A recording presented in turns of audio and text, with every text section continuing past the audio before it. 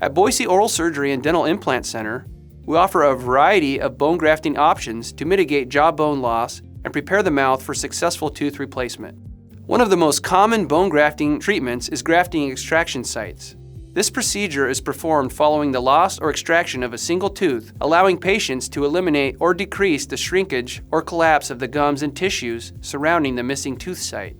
Socket grafting also stimulates natural bone growth, decreases jaw deterioration, and provides the mouth with a strong foundation for your dental implant. It is not uncommon for patients to need bone grafting if they possess large maxillary sinuses in the upper jaw. To correct this problem, oral and maxillofacial surgeons can perform a special bone grafting procedure called a sinus lift.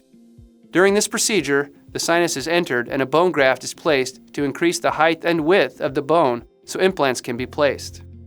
The surgical team at Boise Oral Surgery and Dental Implant Center is highly trained and have many bone grafting options available to you. Your specific case will be thoroughly reviewed in order to provide the bone grafting treatment that will deliver optimal results.